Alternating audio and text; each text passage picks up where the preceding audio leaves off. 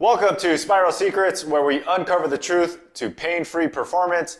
I'll be your coach. My name is Tommy. I focus on corrective exercise and performance enhancement. I'm joined by your resident doctor.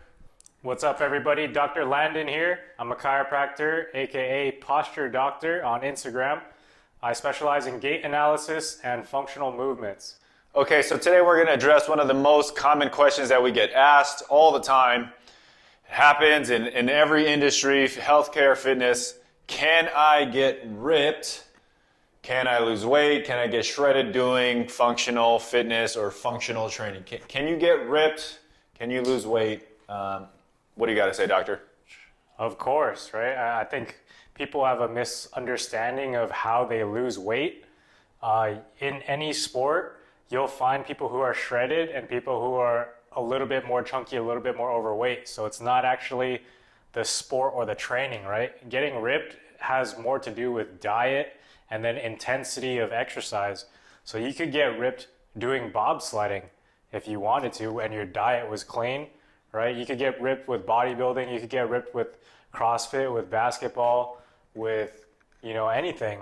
But getting ripped is caloric deficit and building enough, having enough protein to build muscle. Is that right? What do you think? Yeah, I mean, if you're talking about shredded, you're typically talking about low body fat. That's what I hear. If you want to get ripped, toned, shredded, it's all variations of body fat. So body fat, again, it's just a combination of your caloric needs and your caloric expenditure.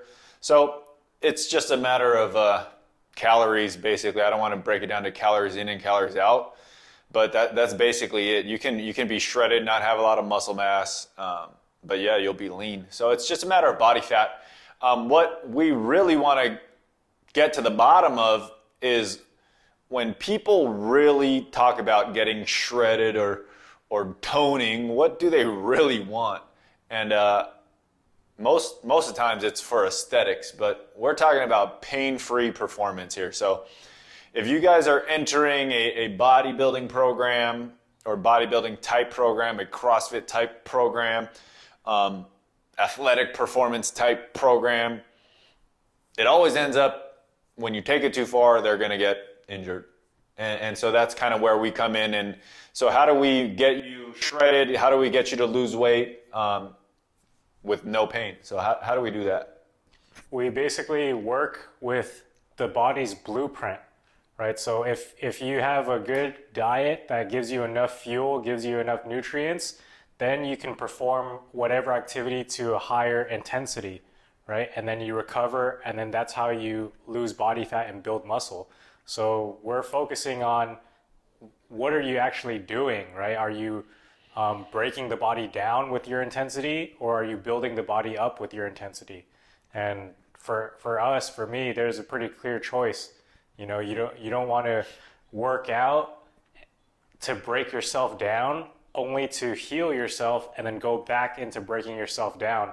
Wouldn't it be smarter to work out by building yourself up, so that when you rest, you could build yourself up a little more, so you can rest, so you could continue to build yourself up, and then you'll still get ripped in the end, and you won't have risks of herniated disc, rolled ankles, knee pain, shoulder pain, things like that, right? I think the main problem we have to kind of reveal to you guys is that pain isn't gain. I mean, it's a signal telling you you're doing something wrong.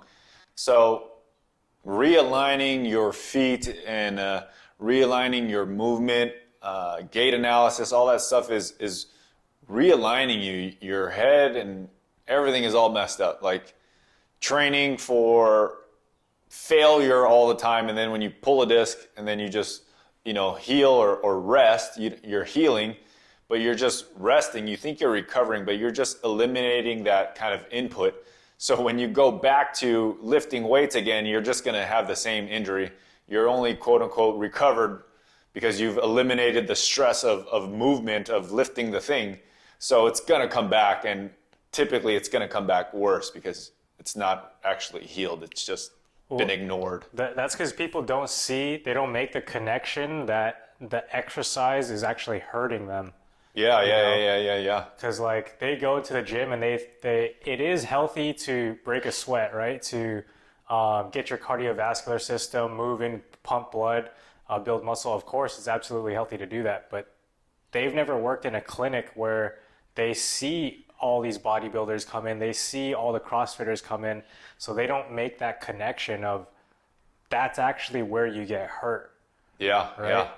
But yeah, so we see that all the time, right? You're a trainer, so you see like all of these people doing the same type of exercises, getting the same type of injuries.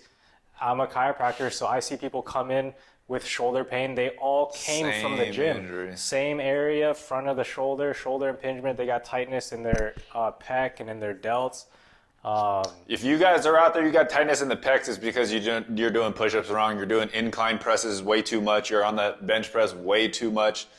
That's why you get all the torn rotator cuffs, the AC problems, all kinds of stuff. If you got bulging disc, I know you've been doing too many, heavy back squats or deadlifts with the wrong form. Like, it all doesn't make sense. It only makes sense when you guys break down. And when you break down several times, then you're going to the chiropractor, or then you're coming to me, or the corrective exercise or the PT. It's like, well, you're doing something wrong. Shouldn't you change something, or are you just going to keep ignoring and thinking rest is actually going to heal you? It's not the easy path, guys. Fixing it at the root of it is not the easy path. So people got to understand, like, the muscle is the shape it's shaped in for a specific purpose, right? It has a design to it. Like, there's nothing stupid about your body. It's really, really smart. So when you go in there and you try to force it to do a squat or do a deadlift or do a bench press, if your body was meant to do those things, you shouldn't have any pain, right? Because it's just like, I'm doing what it's supposed to do. But the fact that everybody who does those exercises gets the same type of injuries, it's pretty clear, like, okay, I don't think the pec was actually supposed to press like that. I don't think the quads and the glutes and the low back were actually supposed to deadlift like that. And yeah, so, I mean, this might sound crazy to you guys, but when you connect the push or something through a barbell, it eliminates certain things that you don't even know that you're eliminating. You're eliminating the normal movement of your shoulder, and you're putting it against the wall or against a bench to push something away.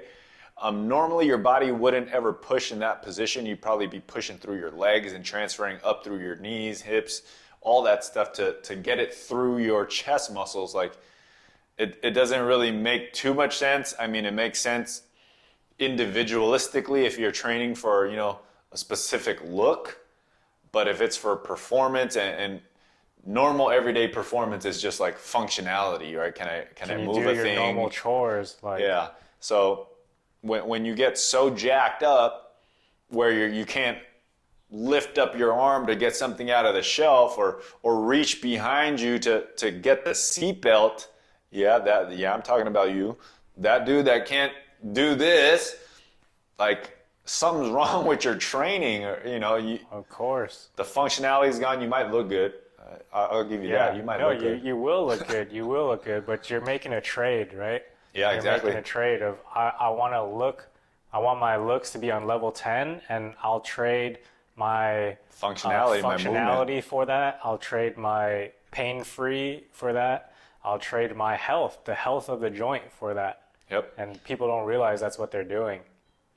All right, guys. Well, that wraps it up for this episode. It's the truth, man. You can move pain-free. You just got to find a better way. We're here telling you guys that the normal bodybuilder way, the CrossFitter way, that's not the way for pain-free movement. It might be the way for aesthetics. It might be the way to lift heavier on your deadlift or your clean and jerk. It's definitely not the way for pain-free performance. Until next time, guys, I'm Tommy. Dr. Landon. Peace.